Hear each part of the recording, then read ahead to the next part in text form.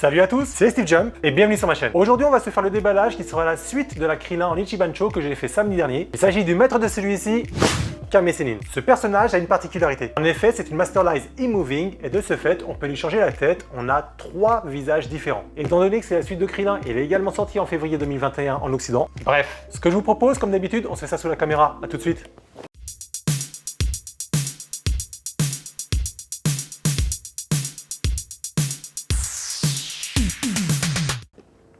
Alors, au niveau du packaging, on a quelque chose d'assez efficace. On voit ici Muten Roshi avec ses lunettes.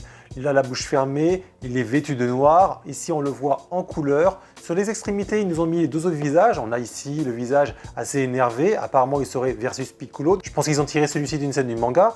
On le voit ici apparemment en mode Jackie Chun, donc avec la perruque, face à Goku, à Tenshinhan, à qui vous voulez. En arrière-plan, on a une vignette un petit peu façon manga. Sinon, en termes de distribution, c'est Bandai Spirit et Bandai Namco. On a sinon du Masterlize e-moving, Toei Animation. On a du Dragon Ball Super à la licence, Ichiban Cho figure. Ici, on le voit avec le visage, la bouche, elle a l'air super bien sculptée. Donc ici, en mode Kame Sennin. Ici, on a différentes possibilités de lui mettre le visage, c'est juste bien exposé. Et puis là, on le voit en Jackie Chun. Rien en dessous. Au-dessus, on a le scotch. On va le enlever et on va voir ce qu'il y a à l'intérieur.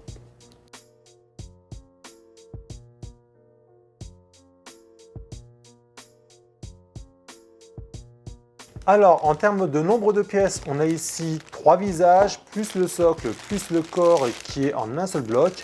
Maintenant, on va enlever les plastiques et on va voir ce qui se passe à l'intérieur.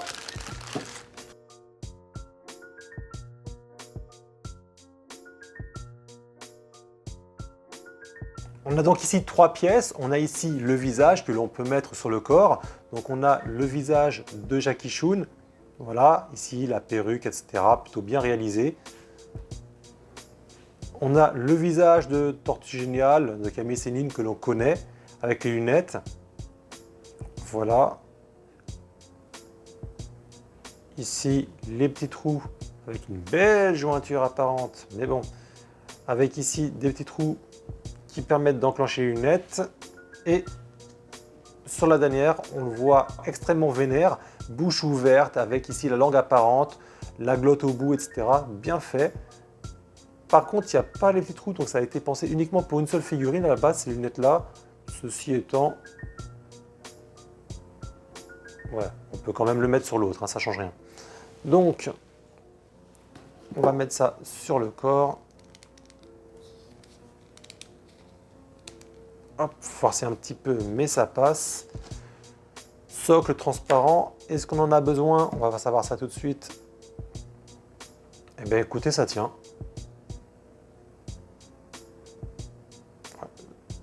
Alors, ça tient, cependant, si je la mets sur une commode et que je la bouge un tout petit peu, je pense que ce sera nécessaire quand même de le mettre.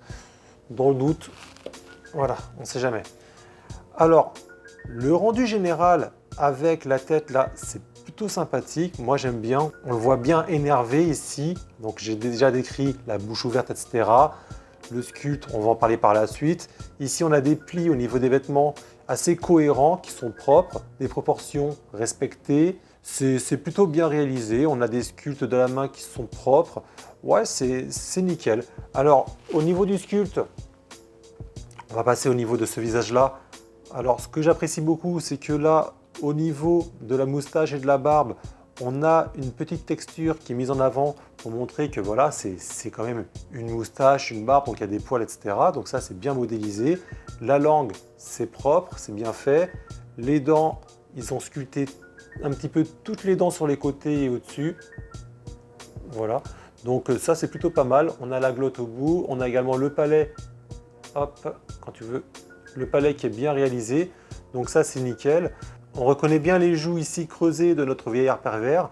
C'est plutôt bien réalisé. Le sculpte des oreilles, propre. On part au niveau du nez, c'est nickel. Là, on voit en plus au niveau du nez, sur les côtés, ils ont mis des petits plis qui sont apparents puisqu'il est énervé, ça se ressent. Et ici, c'est bien réalisé. Moi, je trouve en tout cas. Au niveau des cernes, eh ben, on voit les poches. Les yeux ronds, bien faits, creusés. Ici, les sourcils avec un petit peu de texture également. Ouais, c'est nickel. Ici, on a également les traits d'énervement sur le front qui sont bien réalisés. Les petits traits qu'on voit également au-dessus des sourcils. C'est plutôt bien joué. Alors, quand on vient ici, malheureusement, là, on a une jointure qui fait tout le long. C'est pareil pour l'autre crâne. Elle est quand même moins voyante et moins gênante que celle de Krillin, mais elle est quand même là. Bon, c'est un petit peu dommage. À ce niveau-là, zéro travail, en tout cas très peu. Juste un tout petit coup ici et là. Voilà, moi je pense qu'ils auraient pu faire un tout petit peu plus. Parce que moi à la base, s'il a le cou légèrement au-dessus, on devrait voir un petit peu plus de plis. En tout cas, c'est mon avis. Mais voilà, c'est plutôt plaisant. Et comme on la met devant, pour l'instant, je dirais que c'est pas mal fait. Parce qu'en plus, la jointure de dessus, elle n'est pas voyante. Au niveau des mains, on reconnaît bien les mains de vieillard de celui-ci, avec les os qui sont apparents, les doigts extrêmement bien modélisés, avec les ongles, etc. Mais regardez-moi ça, regardez les articulations. C'est bien fait, franchement, on ne peut pas dire le contraire. On voit les doigts un petit peu maigres, c'est plutôt bien fait. On a ici l'os du poignet qui apparaît. Ici, le pouce avec son ongle également. Non, c'est bien fait. De l'autre côté, on a exactement la même chose. Voilà, avec les différents os, avec ici les plis des doigts. Voilà, le sculpte des ongles est bien réalisé également. C'est parfait. On voit même ici, vous voyez, hop, j'essaie de vous montrer. Alors, la paume de la main est bien faite. Mais en plus, on voit ici les plis et potentiellement veines qui apparaissent juste au niveau du poignet.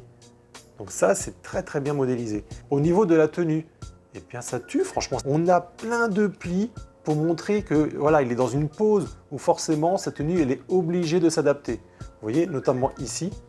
Hop, je vais vous montrer. Ici, voilà, c'est posé sur son genou qui est plié, avec forcément des plis qui sont apparents sur la veste. Ben, c'est parfait.